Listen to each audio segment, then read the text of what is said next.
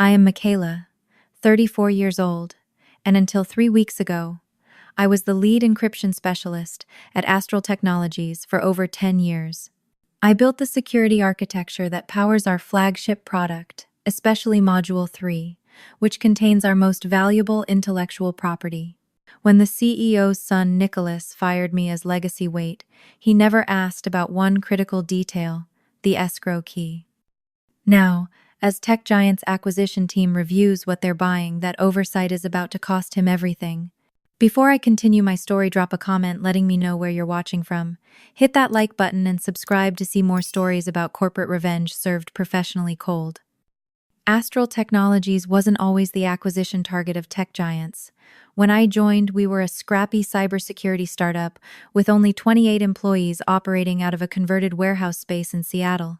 Our CEO, Franklin Pierce, had a vision for next-generation encryption technology that could protect sensitive data without the performance degradation that plagued existing solutions. What we lacked in fancy offices, we made up for in innovation and team spirit.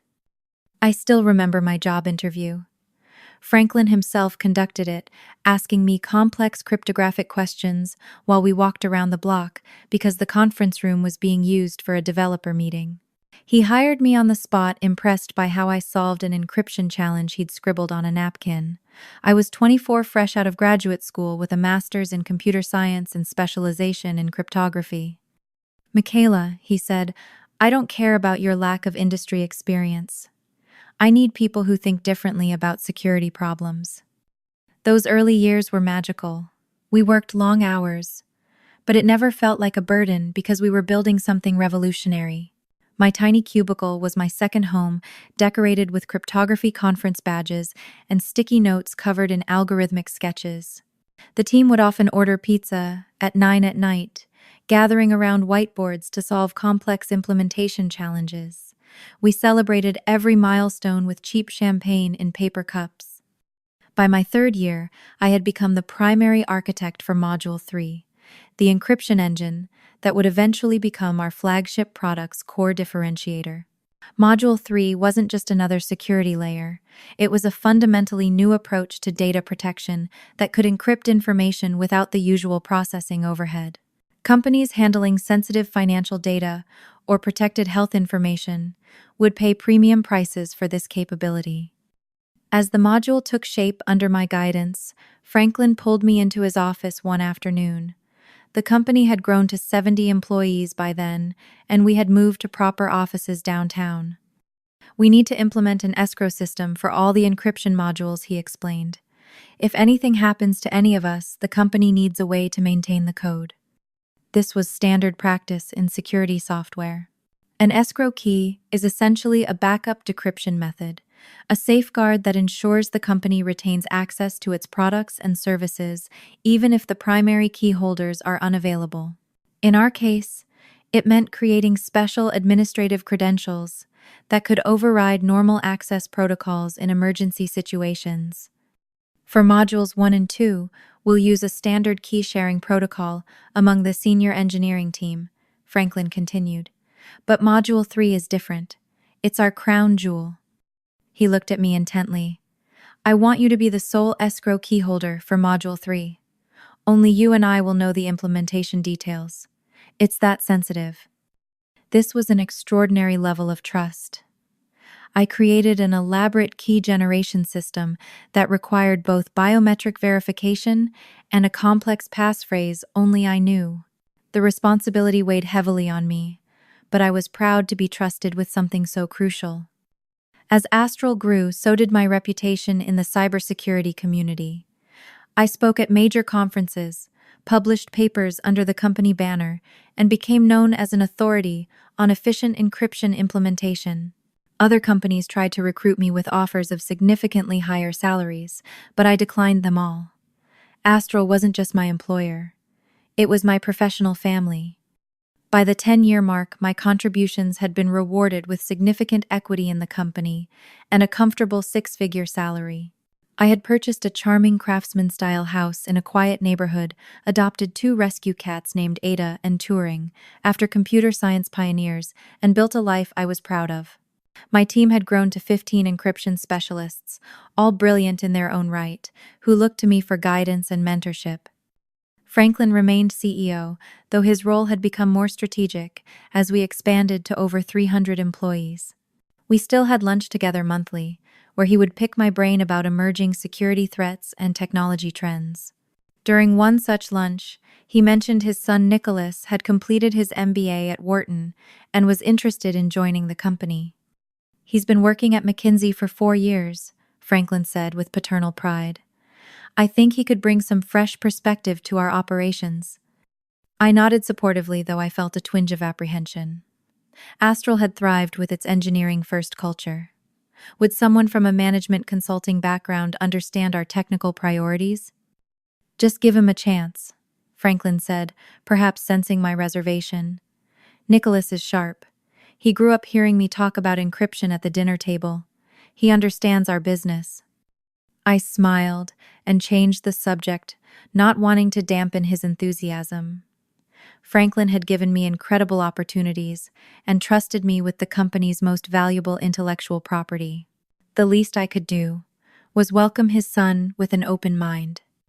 Little did I know that this conversation marked the beginning of the end of my time at Astral Technologies and the start of a painful lesson about corporate politics, loyalty, and the true value of specialized knowledge. The company-wide email arrived on a Monday morning. Nicholas Pierce would be joining Astral Technologies as Chief Operating Officer, effective immediately. Attached was a professional headshot of a clean-cut man in his early 30s with his father's blue eyes, but none of his warmth. The announcement emphasized Nicholas's impressive credentials: Wharton MBA, 4 years at McKinsey & Company, and experience advising Fortune 500 companies on operational excellence and strategic transformation.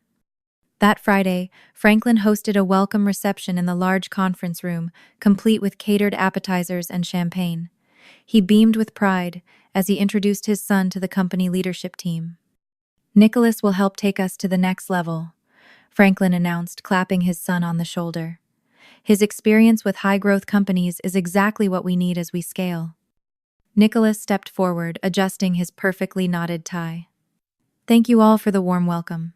I've been following Astral's growth from the sidelines, and I'm excited to be part of the team that will transform this company from a successful regional player to a global security powerhouse." I exchanged glances with Marcus, our Chief Technology Officer. Regional player. We already had clients in 27 countries. After the speeches, I introduced myself to Nicholas. His handshake was firm but brief, his attention already scanning the room over my shoulder. "Ah, Michaela. Dad has mentioned your work. Module 3, right?" He nodded without waiting for confirmation. "Looking forward to your department's quarterly review next week. I'm evaluating all teams for optimization opportunities." Before I could respond, he had moved on to speak with our Chief Financial Officer. The quarterly review was my first real glimpse of the new Astral. Nicholas had reconfigured our standard presentation template to emphasize financial metrics over technical achievements. When I began explaining the security enhancements my team had implemented, he cut me off. "Let's focus on the numbers, Michaela. How many developer hours went into these enhancements? What's the revenue impact? Where's the ROI slide?" "Security improvements don't always translate directly to revenue," I explained. "They prevent breaches, maintain customer trust, and protect our intellectual property." Nicholas tapped his pen impatiently. "Everything should translate to revenue. If it doesn't, we need to question why we're doing it." Within his first month, Nicholas had renovated the executive floor, replacing the functional open plan with private offices featuring custom furniture. Meanwhile, he canceled the annual engineering retreat, calling it an unnecessary expense in a competitive market. The changes accelerated from there. Nicholas brought in 3 former colleagues from McKinsey as strategic advisors. They roamed the office in expensive suits, conducting interviews and observing team meetings. Employees began to whisper about impending layoffs. Samantha, my senior encryption engineer, stopped by my office one afternoon, closing the door behind her. "Have you seen the new org chart draft?" she asked, her voice low. It's being reviewed by the executive team today. No, I replied. What changes are they making? They're combining the encryption and network security teams under a new security solutions department, and there's a new position above both team leads, Chief Security Solutions Officer. Who's that going to be? I asked, though I already suspected the answer. Someone named Daryl Williams. I Googled him. He was in Nicholas's class at Wharton. The official announcement came the next day. Daryl Williams would be joining Astral to lead the newly formed Security Solutions Department. The email described him as a technology strategy expert who had advised leading software companies on portfolio optimization.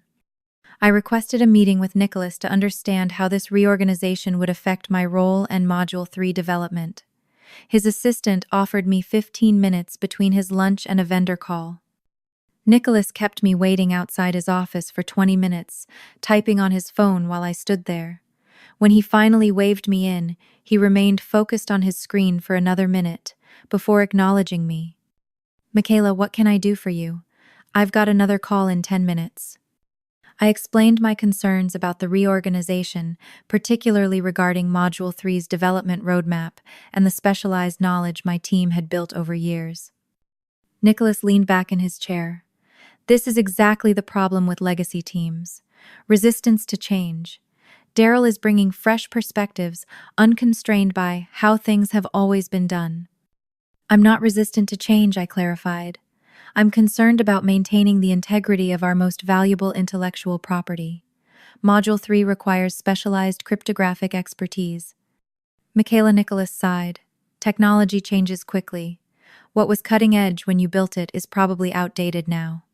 We need to modernize. I tried a different approach. Has Daryl worked specifically with encryption technology before? Nicholas checked his watch. Daryl has a broader vision. He won't get bogged down in implementation details. That's what the engineering team is for. He stood up. I need to prepare for my next call. Daryl starts Monday.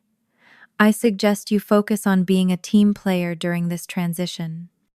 As I walked back to my desk, I noticed several employees huddled in small groups conversations, stopping abruptly as I passed.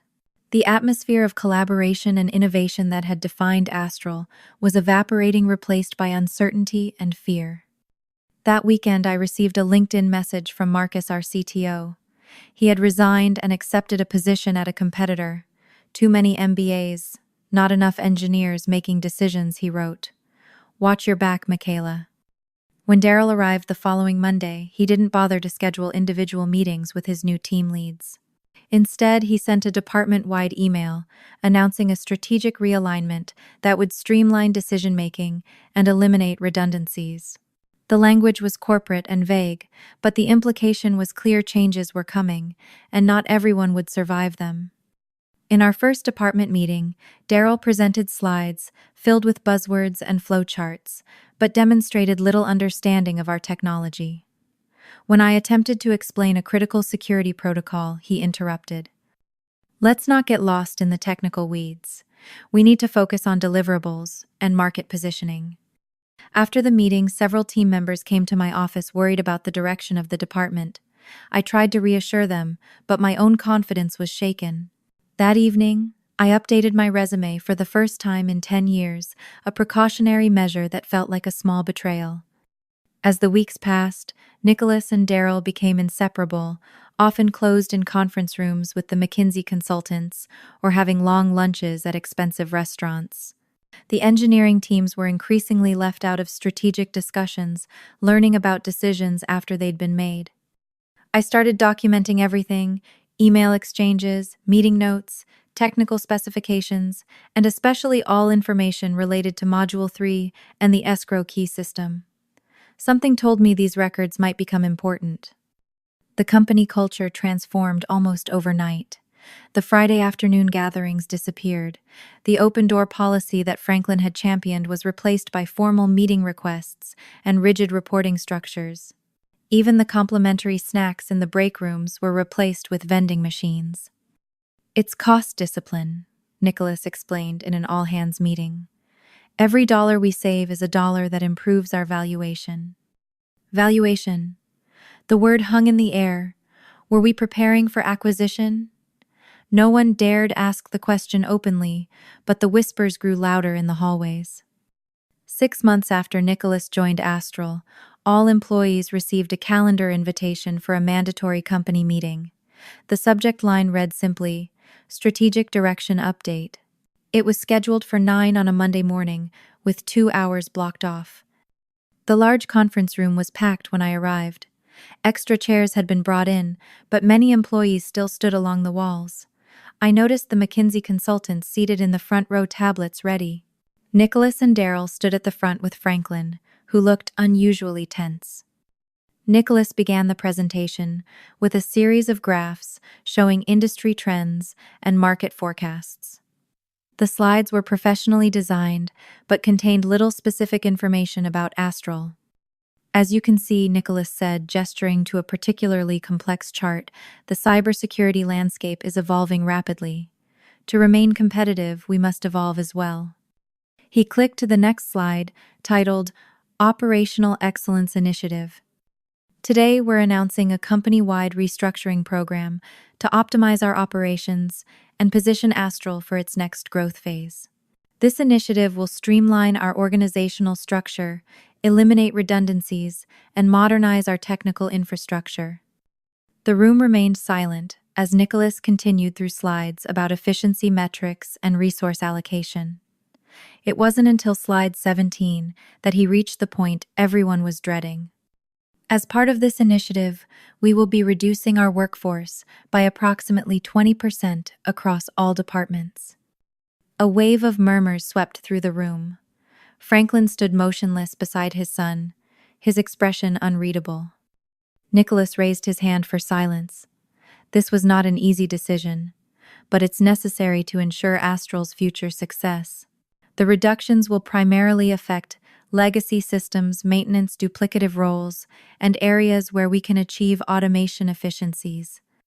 He clicked to the next slide, which showed a department-by-department breakdown of the planned reductions.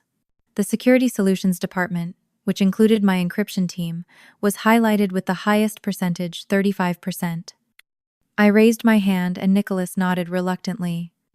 Could you clarify what you mean by legacy systems maintenance? I asked. Module 3 is our flagship product, and while the codebase is mature, it's continuously updated to address emerging threats. Nicholas's smile didn't reach his eyes. We're not discussing specific systems today, Michaela. Department leaders will receive detailed information this week to begin identifying redundancies. I persisted, but the slide indicates Security Solutions will lose over a third of its staff. That would significantly impact our development and maintenance capacity. Daryl stepped forward.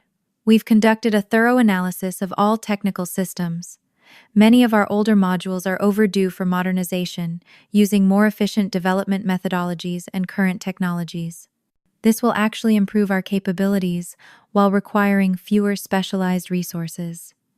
Specialized resources. The euphemism wasn't lost on anyone. They were talking about people like me, with deep knowledge of systems they now considered outdated. I started to respond, but Nicholas interrupted. We'll take questions at the end. Let's continue with the presentation. The next slides outline the timeline for the restructuring department reviews this week, individual notifications next week, and separations to be completed by the end of the month. A slide titled, Generous Transition Support, detailed the minimum severance packages 2 weeks per year of service, capped at 10 weeks. After the presentation, Nicholas opened the floor for questions. The first came from a junior developer. Will affected employees have an opportunity to apply for other positions within the company? Nicholas nodded. Absolutely. We've identified several growth areas where we'll be hiring. However, these roles may require different skill sets than those being reduced. Another employee asked about the criteria for determining which positions would be eliminated. Daryl responded with vague references to multiple factors and comprehensive evaluation metrics. I raised my hand again. Module 3 contains proprietary encryption algorithms and security protocols that took years to develop and refine. How will you maintain this specialized knowledge if you reduce the team that built it? Nicholas's expression hardened.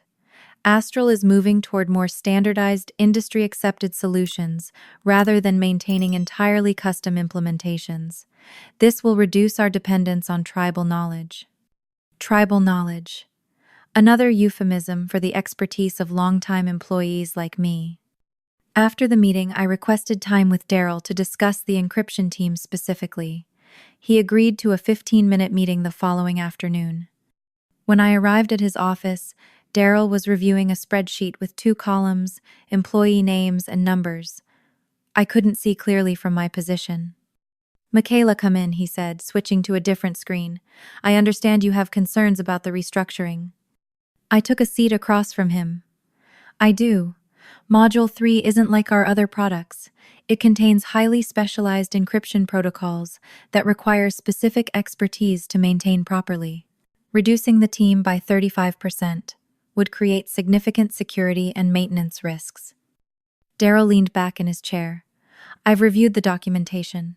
Module 3 is over 7 years old. In technology terms, that's ancient.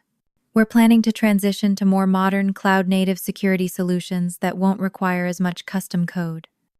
The age of the initial architecture doesn't reflect the continuous updates and enhancements we've made," I explained. "And our clients specifically choose Astral because our encryption isn't a standard off-the-shelf solution. That's our competitive advantage." "Our competitive advantage is solving client problems efficiently," Daryl countered. "Custom code is expensive to maintain and creates vendor lock-in to specific developers. It's not sustainable." I could see I wasn't making progress. "Can you at least tell me how you're determining which positions to eliminate? My team has varied expertise and project knowledge." Daryl's expression became guarded. "We're using objective metrics, tenure, project contributions, technical versatility, and alignment with our future technology stack. I can't discuss specific individuals." As I left his office, I noticed a small group of younger developers huddled with Nicholas in the break room.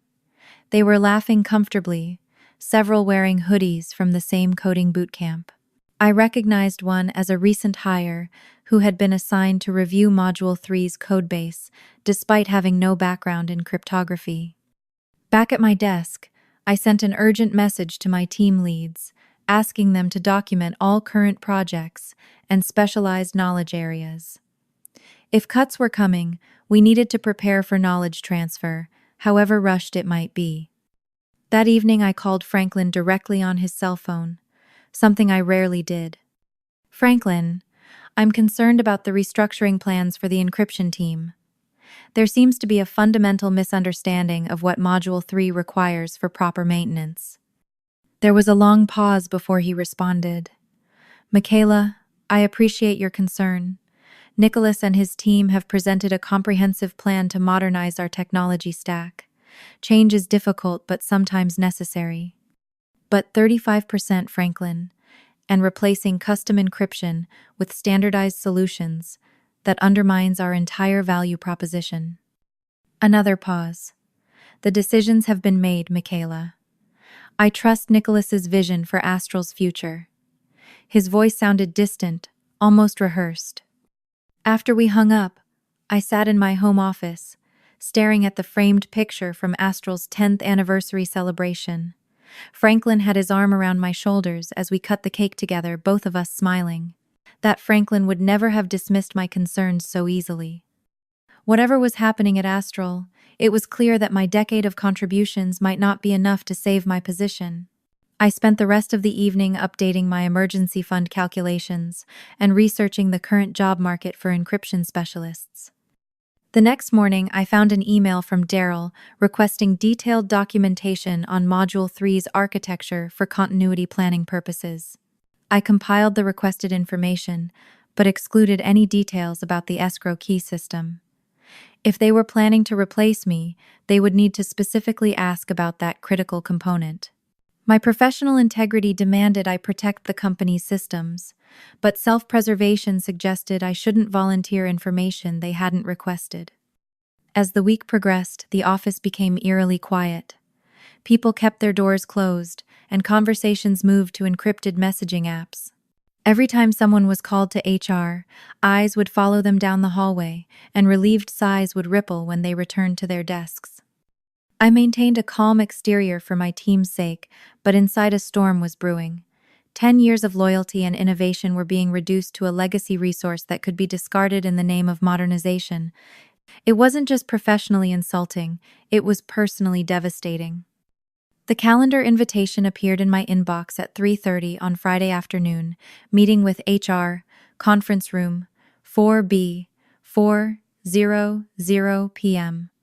No agenda, no additional attendees listed. I knew immediately what it meant.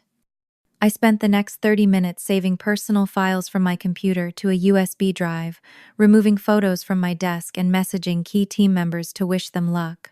I took a final walk through the encryption team's area, memorizing the faces of the developers I had mentored and the whiteboards filled with our latest security protocol designs.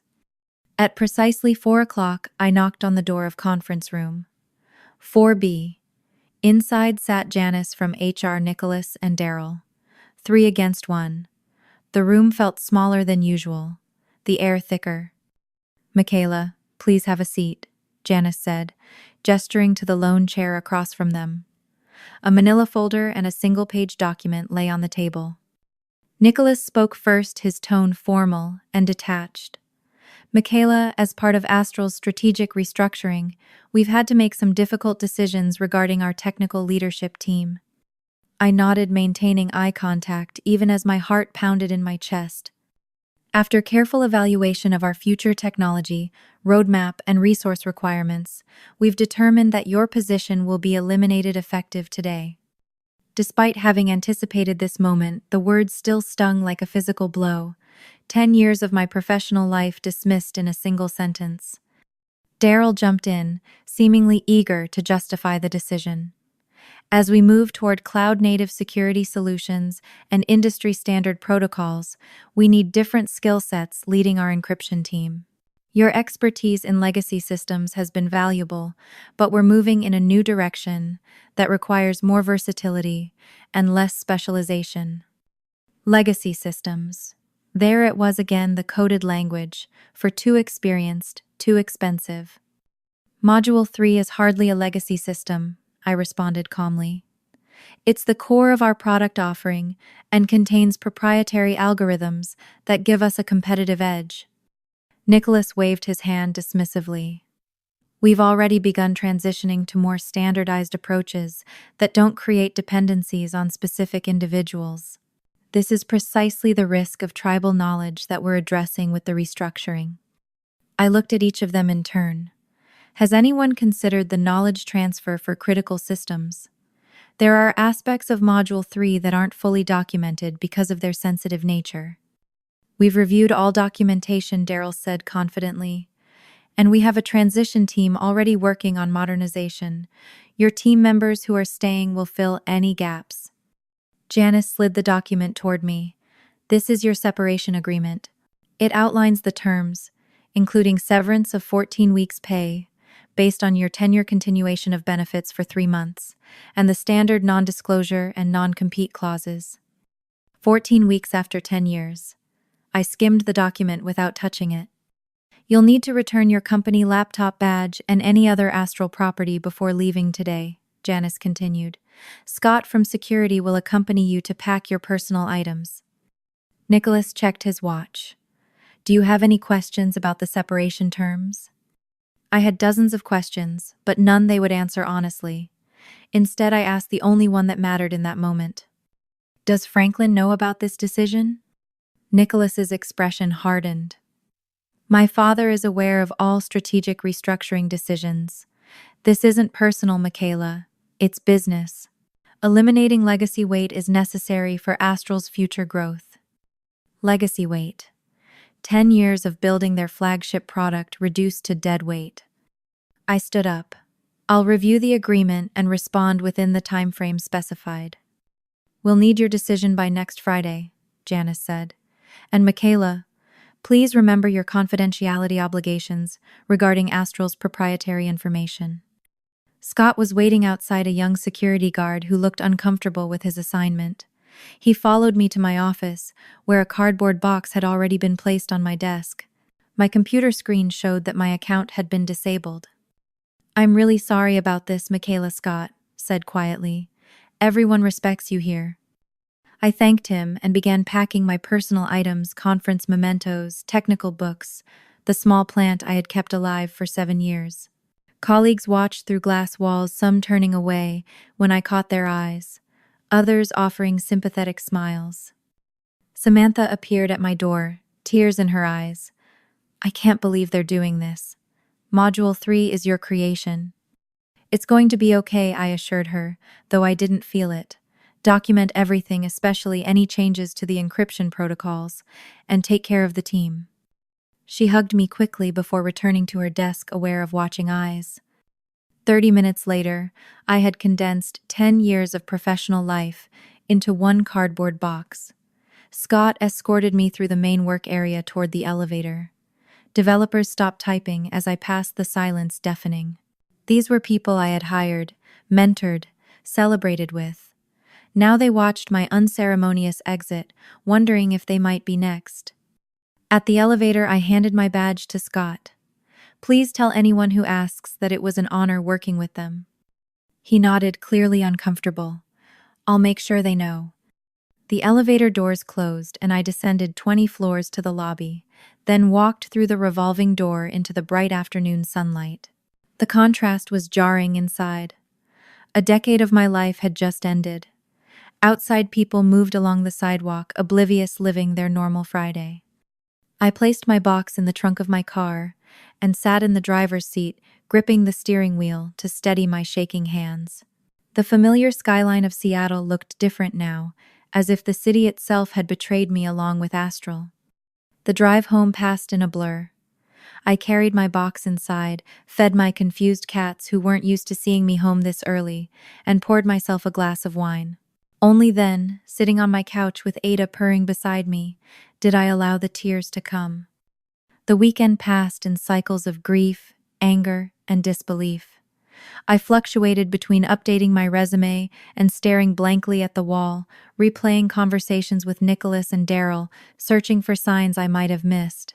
On Sunday night, I finally opened the separation agreement and read it carefully. The terms were, as Janice had described, with extensive non-disclosure provisions and a non-compete clause that would limit my job options for a year. What struck me most was what wasn't mentioned, not a single word about the escrow key for Module 3. In their rush to eliminate legacy weight, they had overlooked one of the most critical security components of their flagship product. I set the document aside, uncertain whether to point out this oversight or let them discover it themselves. Professional integrity wrestled with the bitter taste of betrayal.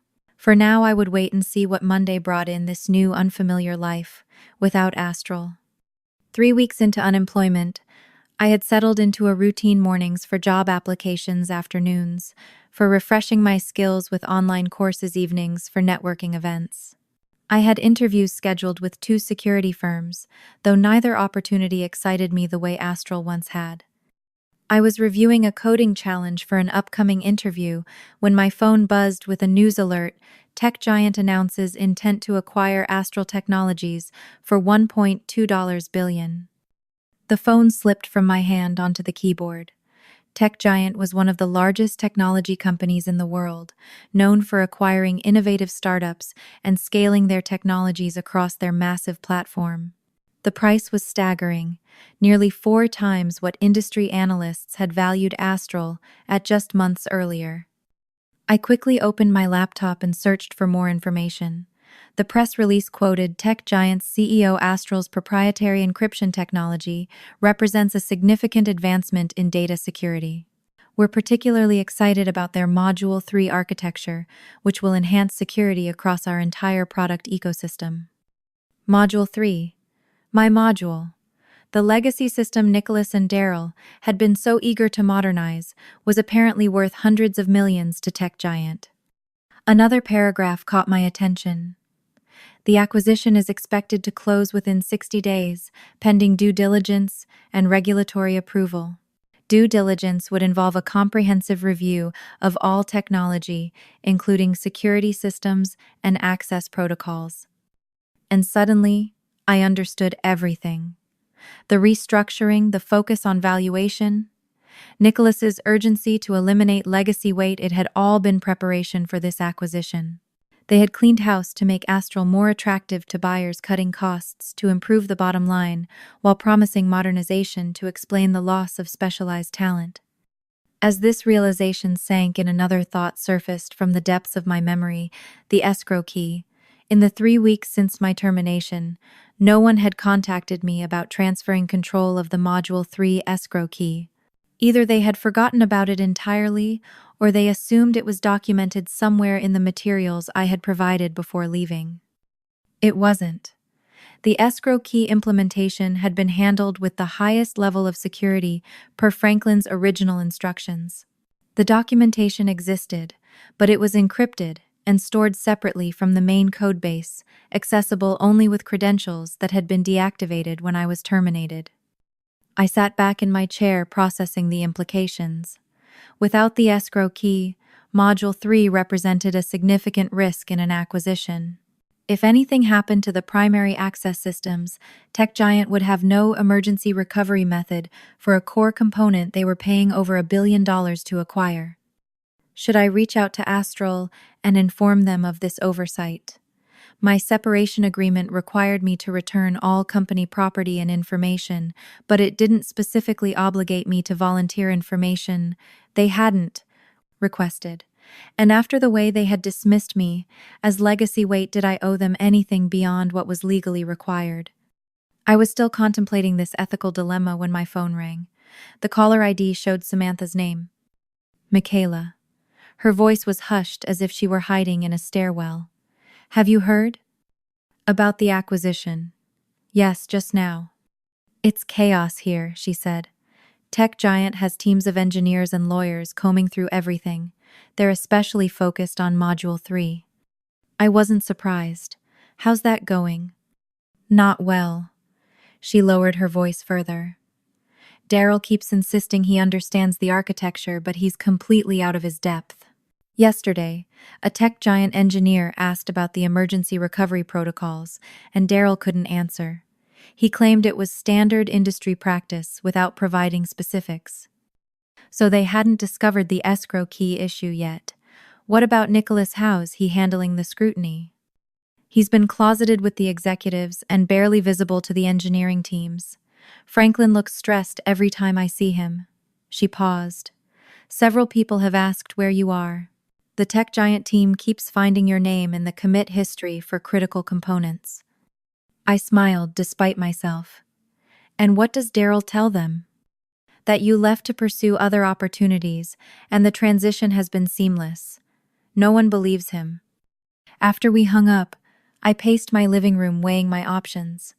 Part of me wanted to let them discover the oversight on their own, a final vindication that my legacy knowledge had been more valuable than Nicholas understood. But another part, the professional who still took pride in the systems I had built, was troubled by the potential security implications. Before I could decide, my phone rang again. This time it was a number I hadn't seen in months. Michaela, it's Franklin Pierce. His voice sounded tired, lacking the confidence I remembered. Hello, Franklin. I kept my tone neutral. I heard you might be in touch with some of the team, he said, not bothering with pleasantries. I'm sure you've seen the acquisition news. Congratulations. The valuation is impressive. He sighed. It's conditional on due diligence. That's actually why I'm calling.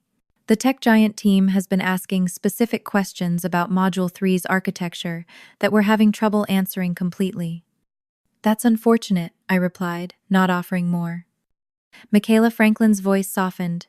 I owe you an apology. Your departure was handled poorly. Nicholas convinced me that modernizing our approach required new leadership, but the transition has been more challenging than anticipated. I remained silent, letting him fill the space. Is there any chance you'd be willing to consult during the due diligence process? Just to answer technical questions about Module 3, Tech Giant is particularly concerned about emergency access protocols. The escrow key. They had finally realized what was missing.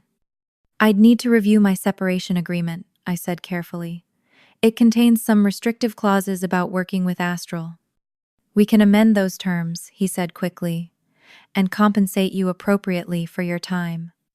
Let me think about it and get back to you, I replied, not committing either way. After we hung up, I sat down at my computer and opened a document I hadn't looked at in years, my original implementation notes for the Module 3 escrow key system. The technical details were as complex as I remembered, deliberately designed to be secure even against internal threats. No wonder they were struggling to explain it to Tech Giant without me. I was still reviewing the document when an email arrived from an unfamiliar address, alan.chen@techgiant.com. The subject line read, Module 3 Security Architecture Questions. Dear Miss Michaela Morgan, it began. I'm leading the technical due diligence team for Tech Giant's proposed acquisition of Astral Technologies. Your name appears consistently throughout the Module 3 codebase as the primary architect. We have some specific questions about the security implementations that current Astral personnel have been unable to address completely. Would you be available for a brief consultation? We're particularly interested in emergency access protocols that seem to be referenced in the code but aren't fully documented in the materials we've received. I stared at the screen, a strange sense of satisfaction washing over me. Nicholas had fired me to eliminate legacy weight. Now his billion-dollar acquisition hinged on the very knowledge he had discarded.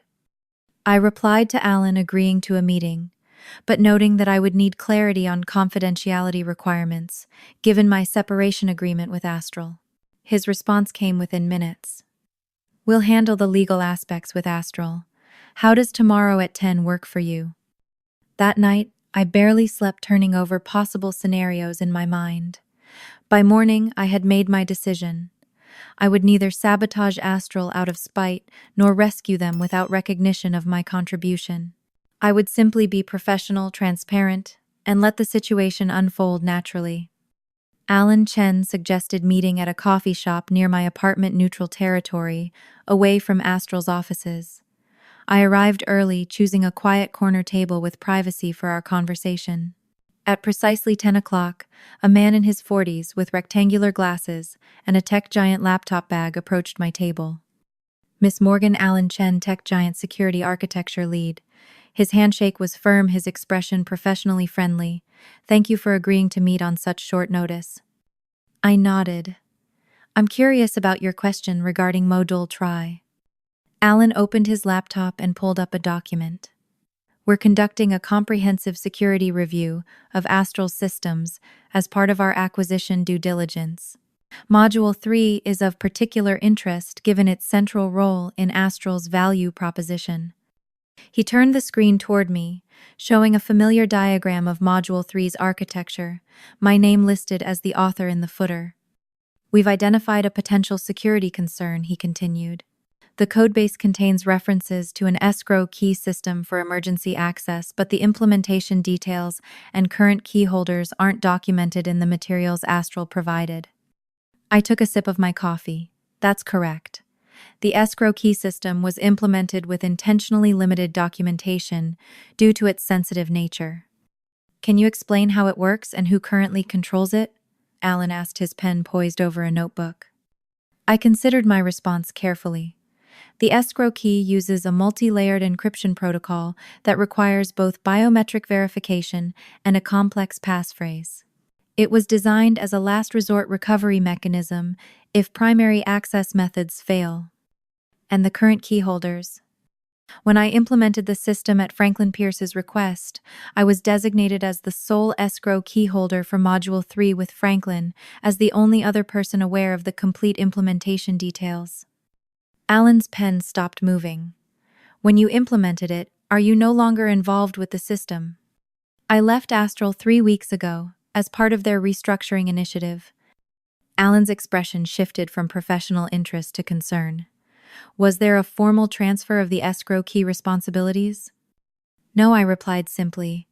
No one requested that information during my departure process. Alan set down his pen and leaned back, processing this information. So currently, no one at Astral has full access to the escrow key system for Module 3. That would be my understanding, yes. He closed his notebook. Miss Morgan, this represents a significant security and business continuity risk. Module 3 is the primary asset in this acquisition. I'm aware, I said. That's why the escrow system was implemented with such care in the first place.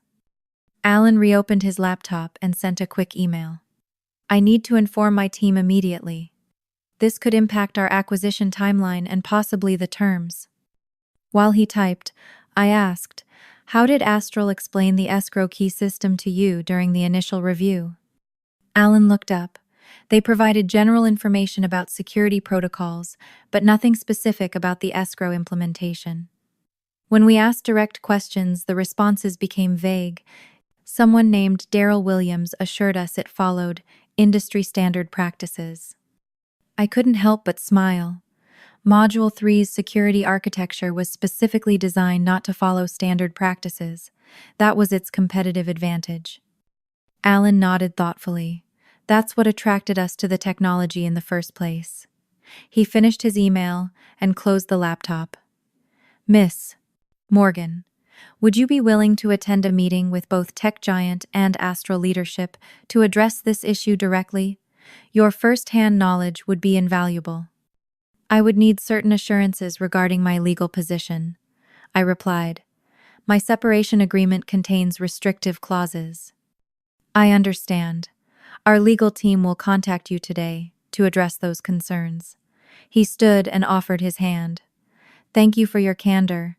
It's refreshing after weeks of obfuscation. Later that afternoon, I received calls from both Tech Giant's legal department and Franklin Pierce. The acquisition timeline had been paused, pending resolution of the escrow key issue. An emergency meeting had been scheduled for 9 the next morning at Astral's offices, and my presence was requested by both parties. Tech Giant's lawyers provided written assurance that participating in the meeting would not violate my separation agreement. Franklin sounded desperate. Michaela, I know we've handled things poorly, but please come to the meeting tomorrow. The entire acquisition could fall apart over this. I'll be there, I said. But I won't pretend the oversight was anything but negligence on Astral's part. The next morning, I dressed carefully in my most professional outfit, a charcoal gray suit that projected confidence without aggression. I arrived at Astral's building 15 minutes early, an odd feeling after 3 weeks away. The security guard recognized me immediately. Miss Morgan, good to see you back. Just for a meeting today, Ramon, I clarified, accepting the visitor badge he handed me. The executive conference room was already filled when I arrived. At one end of the table sat the Tech Giant team, including Alan Chen, and several executives I recognized from news coverage. At the other end was Astral's leadership, Franklin Nicholas Darrell, and their legal counsel. The tension in the room was palpable. Franklin stood when I entered. Thank you for coming, Michaela. Please have a seat. He gestured to an empty chair near the middle of the table, neutral territory between the two sides. Tech Giant's CEO, Richard Walsh, spoke first. For those who haven't met her, this is Michaela Morgan, the primary architect of Module 3, which is the core technology we're interested in acquiring. I nodded in acknowledgement, noting Nicholas's tight expression. Richard continued, Yesterday, during our technical due diligence, we discovered a significant issue that wasn't disclosed in the initial review. Module 3's emergency access protocol, specifically the escrow key system, appears to have no current authorized users at Astral.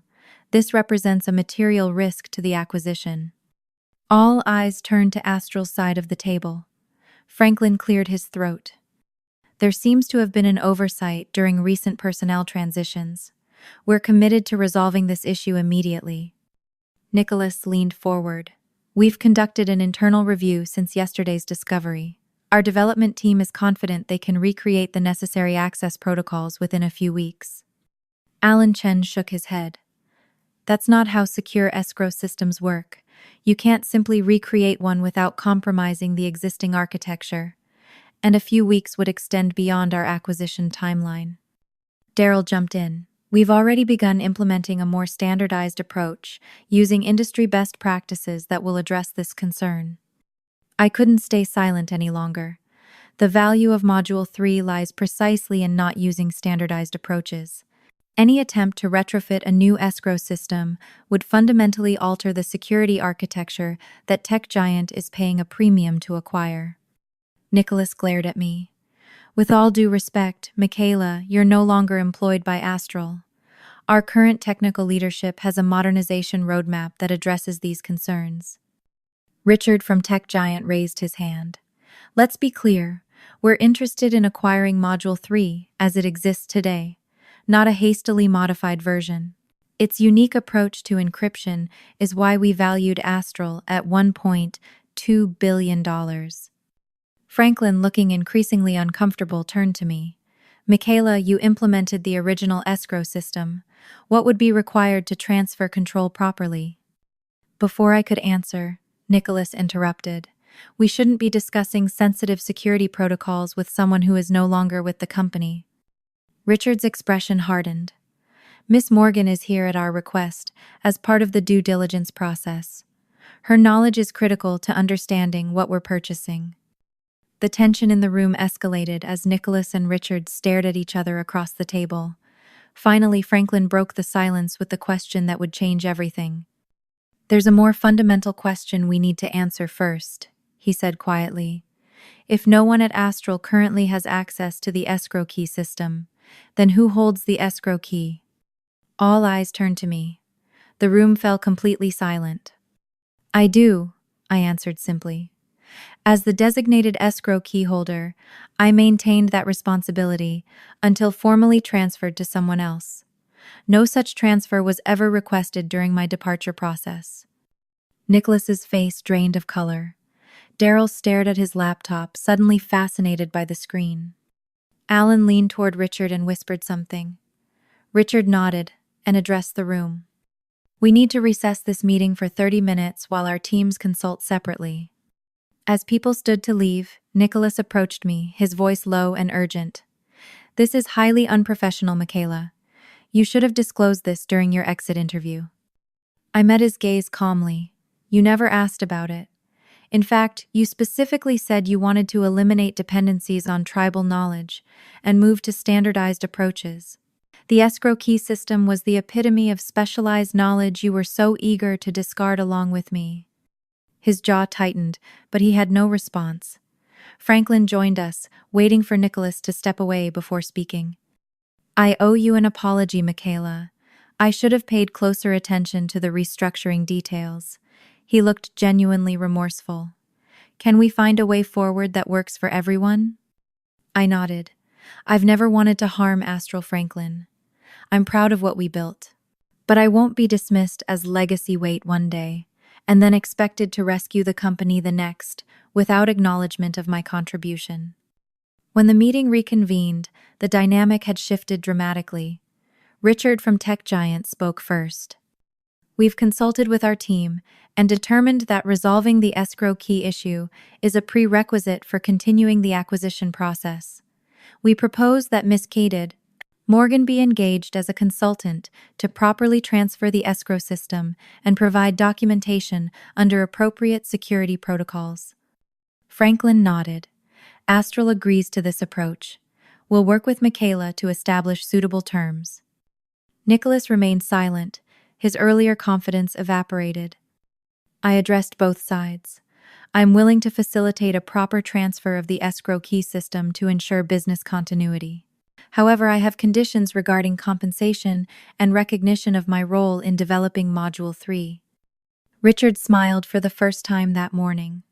That seems entirely reasonable given the circumstances. As the meeting concluded and people gathered their materials, I overheard Richard speaking to Franklin. You should never have let her go in the first place. Technical talent like that is what we're actually acquiring, not just code. Franklin nodded, glancing my way with a mixture of regret and respect. Leaving the conference room, I felt neither vindication nor bitterness, just a calm certainty that I had maintained my professional integrity throughout, even when others had not. The escrow key had done exactly what it was designed to do: protect the company's most valuable asset, even if that protection came in an unexpected form. The following week was a whirlwind of meetings, legal discussions, and technical sessions. Tech Giant's lawyers drafted a consulting agreement that would engage me for 6 months to properly transfer the escrow key system and provide comprehensive documentation of Module 3's architecture. The compensation was substantial, a rate 3 times my former salary at Astral, plus a significant completion bonus. Franklin insisted on adding a clause acknowledging my role as the primary architect of Module 3, with appropriate credit to be maintained in all future versions of the technology. It was a professional vindication I hadn't expected, but deeply appreciated. Nicholas was notably absent from these negotiations. I later learned from Samantha that he had been removed from the acquisition team and reassigned to a minor role outside the core business. Tech Giant had made it clear that they wanted technical leadership, not management consultants, overseeing the technology transition. The day I returned to Astral's offices as a consultant was surreal. I received a new badge, with technical advisor printed under my name, and was escorted to a spacious office on the executive floor, not far from where Nicholas had once dismissed my concerns about Module 3. Engineers who had avoided eye contact during my departure now stopped by to welcome me back, some offering apologies for not speaking up sooner. Daryl, who had been so confident about modernizing my legacy systems, now deferred to me in meetings, taking careful notes as I explained the escrow key architecture. His ambition had been tempered by the realization that he had nearly derailed a billion-dollar acquisition through his ignorance. One afternoon, Franklin invited me to lunch at the same restaurant where we had first discussed Nicholas joining the company. "I made a terrible mistake," he admitted, after we ordered. "I let my personal relationship cloud my business judgment." Nicholas convinced me that his approach to modernization was necessary for our growth, and I wanted to believe he could succeed. "We all have blind spots when it comes to family," I replied, finding it easier to be generous now that the situation had resolved in my favor. "Tech Giant has asked him to step back from any technical oversight role," Franklin continued. "After the acquisition closes, he'll be transitioned to their corporate strategy team, away from product decisions." I nodded, unsurprised. "And you? Will you stay on after the acquisition?" Franklin shook his head. "I'm retiring once the deal closes. This experience has shown me it's time. I built Astral to create something valuable, not to get caught up in corporate politics." He looked at me directly. "I should have defended you and the other technical leaders who made Astral what it is. I'm sorry I failed to do that." His apology was sincere, and I accepted it with grace. We spent the rest of lunch reminiscing about the early days of Astral and the challenges we had overcome together. Despite everything, I was glad to preserve this relationship that had meant so much to my professional development. Over the next few months, I worked closely with Tech Giant's engineering team to properly document and transfer the escrow key system. Alan Chen became a valued colleague, appreciating the elegant security architecture I had designed and suggesting thoughtful enhancements for future versions. With my consulting income securely established, I began planning my next chapter. The experience with Astral had taught me valuable lessons about corporate dynamics and the importance of protecting my own interests while maintaining professional integrity. Using a portion of my consulting fees, I founded Morgan Security Advisors, a boutique consultancy specializing in custom encryption solutions for financial and healthcare organizations. Several of my former Astral colleagues joined me, eager to work in an environment that truly valued technical expertise. My first client was surprisingly Tech Giant itself. After completing the acquisition of Astral, they engaged my new firm to develop custom security protocols for their cloud infrastructure, recognizing that standardized solutions weren't always sufficient for their scale of operations.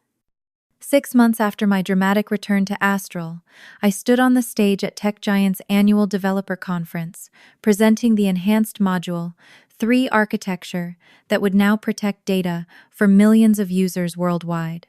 In the front row sat several of my former team members, now tech giant employees, applauding as I explained the system we had built together.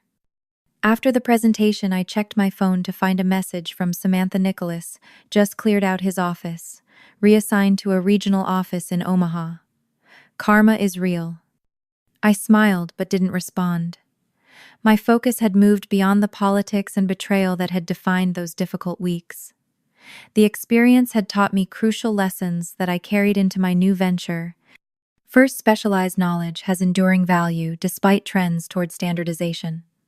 The very expertise Nicholas dismissed as legacy was what made Module 3 worth $1 billion acquisition. Second, documentation is important, but so is recognizing when information is too sensitive to document extensively. The Escrow key system's security came partly from its limited documentation, a design choice that proved prescient. Third, professional relationships matter, but so does self-advocacy. I had been loyal to Astral for a decade, but when that loyalty wasn't reciprocated, I had to stand up for my own value. Most importantly, I learned that professional setbacks, however painful, can open doors to unexpected opportunities. Being labeled legacy weight had forced me to re-envision my career path, ultimately leading to greater autonomy and recognition than I might have found by staying at Astral. As I drive home from my downtown office today, I pass the Astral building now bearing the tech giant logo on its facade. I feel neither regret nor bitterness, just appreciation for the journey that brought me here. The escrow key that was designed to protect Astral's most valuable asset ended up protecting my professional legacy as well. If you've ever been undervalued in your professional life, I hope my story inspires you to recognize your worth and stand firm in your expertise. Sometimes the knowledge others dismiss as legacy is precisely what proves most valuable in the end. Like this video, if you've ever witnessed corporate politics backfire, subscribe for more workplace stories and share your own experience in the comments. Have you ever had specialized knowledge that saved the day when others overlooked its importance? I'd love to hear about it below. Thank you for listening to my story. And remember, in the tech world, what looks like legacy weight to some might be the load-bearing pillar holding everything else up.